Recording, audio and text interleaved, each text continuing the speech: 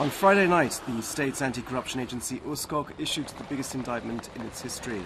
In the case, called Hippocrates, a total of 364 people, mostly general practitioners, are accused of involvement in a scam between 2009 and 2012, whereby drugs produced by the Farmal pharmaceutical company were prescribed and sold in return for vouchers, money, holidays and other gifts.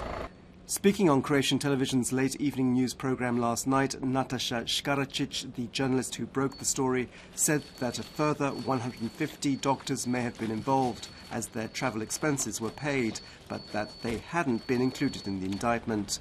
She also said that Farmal had been paying out 14 million kuna in bribes a year.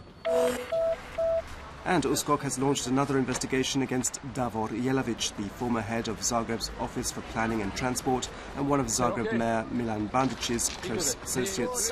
Jelavić and 3 others are said to have damaged the city's budget by around 6 million kuna by paying much more than the market price for the construction of bus shelters. An earthquake measuring a magnitude of 4.3 on the Richter scale struck the town of Gradac near Ploče this morning at around 8 o'clock. The earthquake was at a depth of 10 kilometers and was felt over a wide area, including the nearby islands and even on the island of Korčula. With the new year approaching fast, the Opatija Riviera on Croatia's northern coast is experiencing an influx of tourists, crowning a very successful year for tourism. 4,000 more tourists are in Opatija than at the same time last year, and Opatija has achieved its best results in tourism for 20 years, with 1,050,000 tourists visiting the Riviera in 2013. Meanwhile, in Dubrovnik, preparations are also underway for the New Year celebrations, with 4,000 tourists expected to descend on the southern coastal city. There'll be a free concert on the city's main promenade called the Stradun, and the local tourist board has organised a variety of entertainment to mark the arrival of 2014.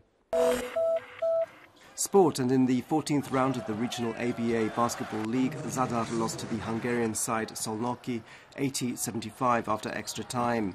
Zadar are now 12th in the league with 5 victories and 9 defeats. Today, Cedevita faces the Serbian team Mega Vizora from Belgrade in Zagreb's Dom Sportova Sports Arena. The game tips off at 7 p.m. And in ice hockey, Zagreb's Medveščak faced the Russian side Vityaz from the town of Chekhov today in the second of 5 matches that will be held in the Zagreb Arena as part of the Ice Fever event. The 2 teams face off at 5:30 p.m. This afternoon's forecast calls for a build-up in cloud from the west, with rain expected on the northern coast and in northwestern regions. In Gorski Kotar, rain followed by snow is expected in the evening. Winds inland will be generally weak, while on the coast during the afternoon and evening there'll be a weak southwesterly and southeasterly Yugo wind, which will turn to a northeasterly Bura wind by the end of the day, gaining in strength.